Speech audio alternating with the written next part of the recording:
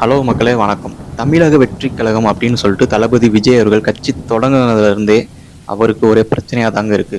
கரூர் சம்பவம், சேலம் சம்பவம் அவருக்கு தொடர்ந்து ஸ்டேஜ் போடுறதுக்கோ, ஒரு மாநாடு நடத்துறதுக்கோ பர்மிஷன் குடுக்காம, எவ்வளவோ பிரச்சனையெல்லாம் கடந்து அவர் வந்துகிட்டு இருக்க நேரத்துல, இப்ப குடும்பத்திலே ஒரு பிரச்சனை வெடிச்சிருக்கு.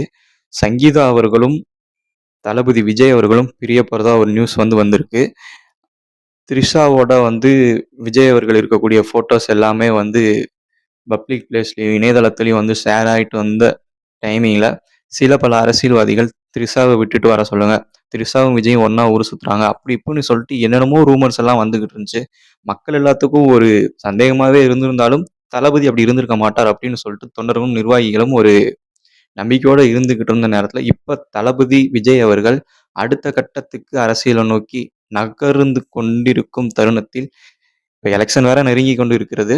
ஆ டைமிங்கும் வேற ஆயிடுச்சு. அந்த மாரி ஒரு சிச்சுவேஷன்ல இருக்கும்போது, இப்ப திடீர்னு சங்கீதா அவர்கள் டிவோர்ஸ்க்கு அப்ளை பண்ணியிருக்காங்க. செங்கல்பட்டு குடும்ப நீதிமன்றத்தில அப்ளை பண்ணியிருக்காங்க அப்படின்னு சொல்லிட்டு நியூஸ் வந்திருக்கு.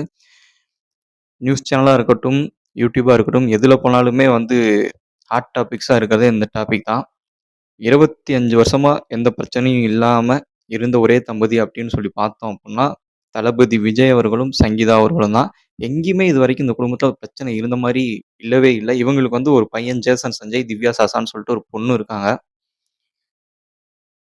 ரீசென்ட்டா தமிழ் சினிமால பார்த்தோம் அப்புட்ன்னா, சினிமா ஃபேமிலியர்ஸ் டிவோர்ஸ் அப்ளை பண்ணி அவங்க பிரிஞ்சு போற கலாச்சாரம் அப்படிங்கிறது ரொம்பவே அதிகமா இருந்துச்சு.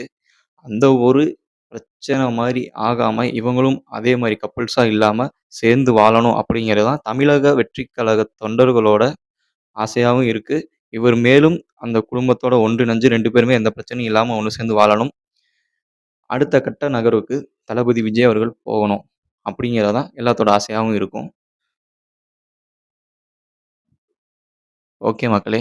நன்றி, வணக்கம். இது உண்மையா? இல்லையா? அப்படிங்கிறது இனி வரக்கூடிய காலகட்டங்கள்ல தான் தெரியும்.